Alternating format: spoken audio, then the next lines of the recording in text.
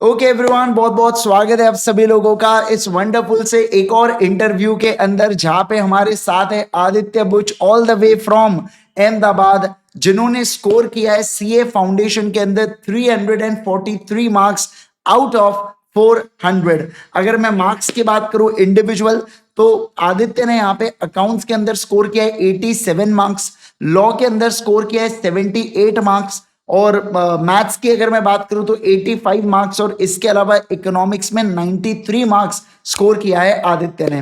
तो यार ये बहुत ही अमेजिंग स्कोर है Aditya. First of all very very congratulations to you and your parents and whole family. ये बहुत ही प्राउड की मोमेंट है। मतलब डेफिनेटली अगर मैं बात करूं बहुत अच्छा स्कोर है। अपने आप में 340 प्लस जाना ही बहुत बड़ी बात होती है अगर 400 में से हम लोग देखते हैं तो, राइट। तो आदित्य, सबसे पहला सवाल मेरा जो मैं सारे इंटरव्यू वालों से पूछा कि पहला रिएक्शन कैसा था मम्मी पापा का जब उन्होंने आपके ये स्कोर को सुना, और पहला आपका रिएक्शन क्या था? तो पहले तो जब मैं वो डिटेल्स डाल रहा था, रोल नंबर और कैप्चा, तब तो लाइक लिटरली हाथ ट्रेम्बल हो रहे थे। ओके। फिर जब फिर जब रिजल्ट खोला और सबसे पहले पढ़ा सक्सेसफुल, और फिर एक एक करते मार्क्स रीड किए, तो पेरेंट्स बहुत खुश हो गए। मेरे पेरेंट्स, ग्रैंड पेरेंट्स सब इधर ही है, तो वो ओके। बहुत खुश हो गए क्या रिजल्ट बात जान के। है। और इनफैक्ट मेरा पहला रिएक्शन तो ये था कि मैंने टेलीग्राम में से आपका नंबर निकाल के आपको कॉल किया था, ओके। अच्छा। अच्छा, हाँ हाँ, क्योंकि मुझे याद है मुझे आपका फोन आपसे आया था शेयर शायद। करना था। Yes yes yes yes yes, okay okay okay, हाँ। सही है सही है। और और बस तब तो बहुत ऐसा अच्छा लगा था, क्योंकि पेपर्स तो अच्छे गए थे, बट ये 340 अप लाना एक अलग ही फीलिंग है, बिल्कुल बिल्कुल सही बात है आदित्य। ये स्पेशली लॉ में। हाँ, लॉ में आपका मुझे बहुत ही काफी अच्छा अच्छा लग रहा स्कोर है। मतलब ये लॉ में जैसे मैं जनरली देखता हूँ ना, बच्चे उतने अच्छा स्कोर नहीं कर पाते, बट इस बारी में मैंने देखा कि बहुत सारे ऐसे बच्चों ने बहुत अच्छा अच्छा नंबर स्कोर किया है। डेफिनेटली बहुत सारे बच्चे क्लियर नहीं भी कर पाए। वो ऐसा कई बार होता है लॉ के अंदर, क्योंकि एक फाउंडेशन के अंदर एक ही पेपर है इनके पास जिसमें ये लोग स्ट्रिक्ट चेकिंग कर सकते हैं। बाकी ऐसे बाकी दो एमसीक्यू पेपर है, और अकाउंट्स में तो जो सही है वो सही है, जो गलत है वो गलत है ना। तो एक एक ही स्कोप आईसीआई के पास बच जाता है। खैर, तो ये बहुत ही बढ़िया इंसाइट था आपकी तरफ से। आदित्य, मैं आपसे पूछना चाहूंगा कि आपने सीए फाउंडेशन की जो पढ़ाई है ये कितने महीने पहले कंप्लीट कर ली थी? यानी कि आपके पास रिवीजन के लिए कितना समय था? क्लासेस कब तक कंप्लीट हो गई थी और रिवीजन के लिए कितना समय था? तो पहले तो मैंने क्लासेस जून में चालू की थी। मैं बैच के साथ चालू नहीं कर पाया था, क्योंकि मैंने काफी लेट डिसाइड किया था सीए चुनने का। फिर भी मेरे पास अराउंड 2.5 to 3 months थे, जिसमें कोर्स कंप्लीट हो गया था। और जो रिवीजन के लिए थे, तो उसमें मैंने प्रॉपर प्लानिंग किया था, हर सब्जेक्ट को सफिशिएंट टाइम देना था। जैसे मैथ्स में एमसीक्यू सॉल्व करना, लॉ में तो क्यूएन ए प्रैक्टिस, उसी से मार्क्स आते हैं, उसी के मार्क्स है। इकोनॉमिक्स में कंसेप्ट समझना और अकाउंट्स में सम्स करना, तो वो सफिशिएंट टाइम था। ओके, तो आपको कितना समय मिला आपको रिवीजन के लिए?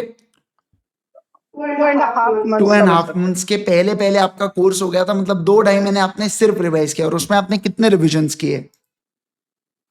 उसमें मैंने पहला तो काफी डिटेल्ड रिवीजन किया था, कि उसमें लाइक जैसे लॉ हो तो एकदम फाइन प्रिंट्स में चले जाने का, हर एक वर्ड को समझना, क्योंकि उसका मौका एक ही बार मिलता है, वो 1.5 दिन में फिर नहीं हो सकता।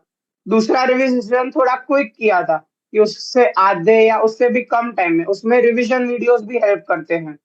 और क्योंकि फिर 1.5 दिन में तो आप सिर्फ एक बार गो थ्रू कर सकते हो। खैर, इस बार तो लॉ में ज्यादा टाइम था, तो वो फायदे की बात थी, बट बाकी बहुत कम टाइम होता है।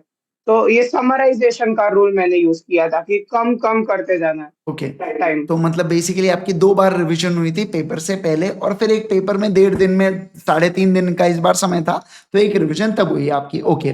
तो आदित्य, एक और चीज मुझे पूछना था कि क्या आप जो रिवीजन करते हो, क्या आप ये वीडियोस की मदद से करते थे, या आप ये मतलब कैसे आप खुद से करते थे, सेल्फ रिवीजन करते थे, कैसा आपको लगता था? और तो सबसे पहले तो मैं सेल्फ रिवीजन ही करता था, क्योंकि मैं मानता हूँ कि मैंने एक बार सारे वीडियोस प्रॉपरली देख लिए, तो अब एक टाइम है कि मैं खुद को भी टेस्ट करूँ और खुद पे भी ट्रस्ट करूँ। फिर जब मैंने दूसरा रिवीजन चालू किया, या कुछ ऐसे टॉपिक्स थे जो मुझे नहीं याद थे, उसके लिए मैंने वीडियोस की हेल्प ली, क्योंकि वीडियो से जल्दी हो जाता है। बट आप लास्ट तक वीडियो पे डिपेंडेंट नहीं हो सकते। आपको एक पॉइंट लेना पड़ेगा, जब आप टेक्स्ट बुक पढ़ना खुद चालू करो, खुद आंसर्स लिखो, वो बहुत इंपॉर्टेंट है। बिल्कुल सही कहा आदित्य आपने। बहुत सी बच्चे हम लोग देखते हैं कि इतनी गलती करते हैं कि वो सिर्फ वीडियोस से पढ़ पढ़ के जाते हैं, मतलब वो सेल्फ नहीं पढ़ेंगे। और अल्टीमेटली ऐसा होता है बेटा कि पेपर के अंदर फिर उनको रिकॉल नहीं होता, क्योंकि उन्होंने खुद से मेहनत ही नहीं की है, और उस चक्कर में फिर वो पेपर में गड़बड़ करके आ जाते हैं। तो ऐसा बिल्कुल भी नहीं करना है। पॉइंट टू बी नोटेड कि आप रिविजन का वीडियोस का सहारा लीजिए, वो आपके मदद के लिए है। जब भी आप कोई चीज़ भूल जाओ तो आप उससे रिकॉल कराने में आपको डेफिनेटली मदद करेंगे रिविजन वीडियोस, बट उसका एक लिमिटेड आपने सहारा लेना है। अननेसेसरी सिर्फ और सिर्फ उसके ऊपर डिपेंडेंट नहीं हो जाना है किसी ने भी, है ना। ओके आदित्य, इसके अलावा मुझे बताइए कि आपको अल्टीमेट सीए टीम के बारे में कैसे पता चला था, मतलब आपको कहाँ से पता चला था अल्टीमेट सीए के बारे में? फर्स्ट ऑफ ऑल तो मेरा एक कजिन है, ओके। उसने मुझे आप सब के बारे में बताया था। अच्छा। फैकल्टी आपके नाम और उन सब के बारे में, अच्छा। तब आप अन एकेडमी में पढ़ाते थे। अच्छा। ओके। उसको तो काफी साल हो गए। फिर मैंने आपके डेमो लेक्चर्स देखे और मुझे बहुत पसंद आए। ओके। तो मैंने इस हिसाब से सिलेक्ट किया था। अच्छा अच्छा मुझे अच्छा। प्रणव पोपट और मोनिश वोरा सर, उन दोनों की भी टीचिंग में बहुत मजा आया था। लाइक मैंने उनकी एमसीक्यू कंपाइलर भी परचेज की थी। अच्छा अच्छा। Okay okay okay. Nice nice nice. तो आपने हमारी रेगुलर लेक्चर्स लिए थे आपने, जैसे मेरे हो गए, प्रणव सर के हो गए, और मोनीश सर हाँ के हाँ भी? हाँ हाँ हाँ, रेगुलर लेक्चर्स अच्छा। लिए थे। ओके, आपने रेगुलर लेक्चर्स लिए थे और उनसे आपने फिर पढ़ाई किए थे। Okay, nice, amazing. ओके, तो मतलब बेसिकली मैं बोल सकता हूँ कि आपको अपने रिलेटिव के थ्रू, अपने फ्रेंड के थ्रू पता चला था, कजिन के थ्रू पता चला था कि हम मतलब ऑनलाइन पढ़ाते हैं करके। ओके, तो फर्स्ट टाइम जब आपने डेमो देखे तो आपको पसंद आया, तो ये भी एक बहुत इंपॉर्टेंट स्टेप होता है। कभी कभार क्या होता है कि बच्चा है ना, विदाउट डेमो लेके बस एज इट इज किसी ने बोला तो परचेज कर लेता है। ऐसा नहीं करना चाहिए, चाहे मैं हूं या कोई भी हो।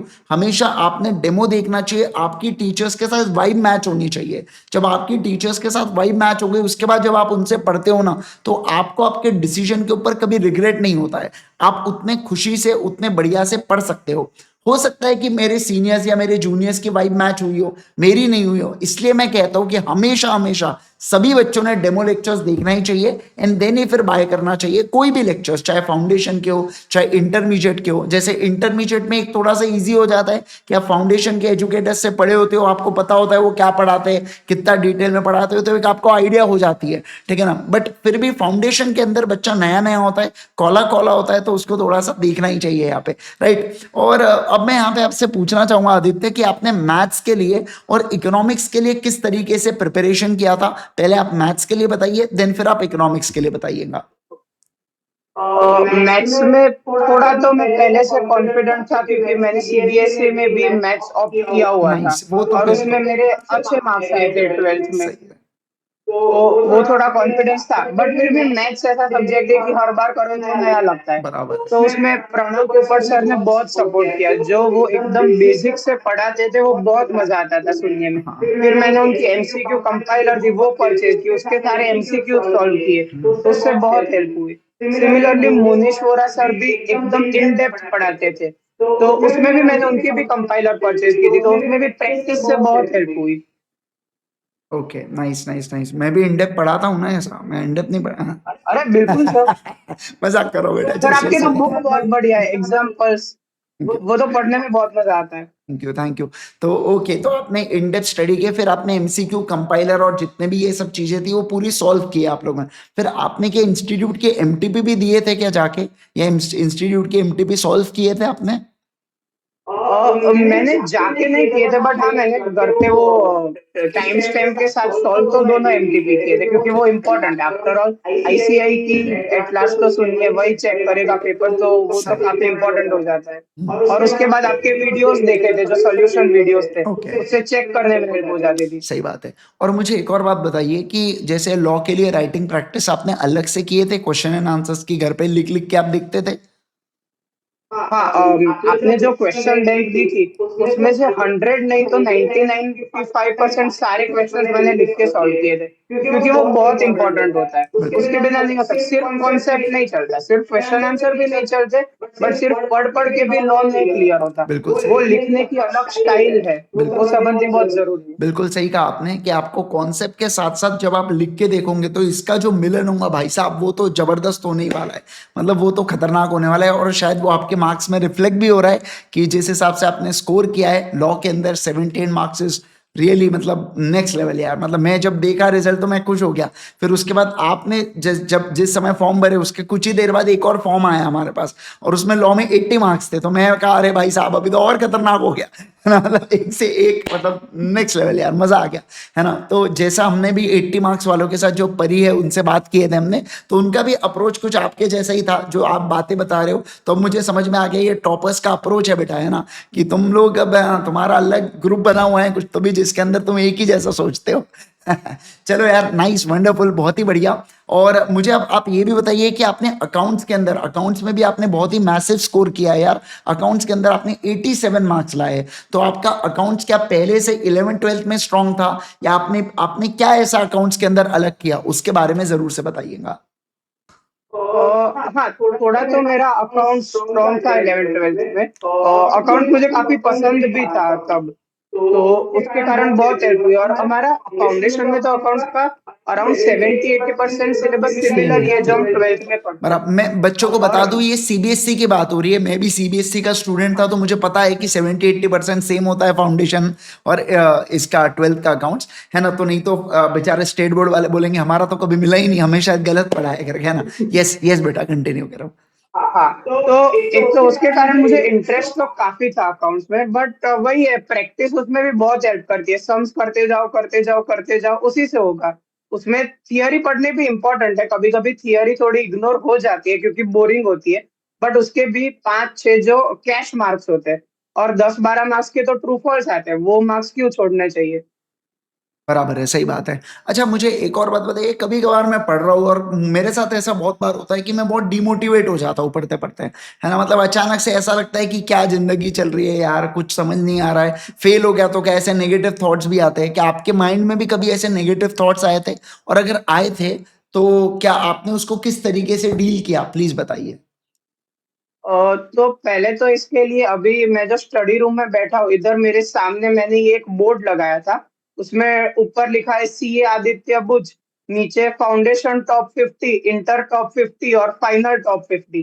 तो एक वो मैनिफेस्टेशन विजुअलाइज करने में, पॉजिटिविटी में हेल्प करता है। तो उससे एक मुझे बहुत बड़ी हेल्प हुई। कोड बता सकते हैं हमको ऐसा थोड़ा सा, लैपटॉप टर्न वगैरह करके या लैपटॉप या फोन टर्न करके। हाँ, एक सेकंड। हाँ हाँ, क्या बात है, क्या बात है, अमेजिंग, सुपर्ब, नाइस, बहुत ही बढ़िया, बहुत ही अमेजिंग। चलो, तो कहीं ना कहीं आपका कहना है कि ये थोड़े पॉजिटिव अफर्मेशन जब अपन खुद को बोलते रहते हैं तो बिल्कुल वर्क करता है।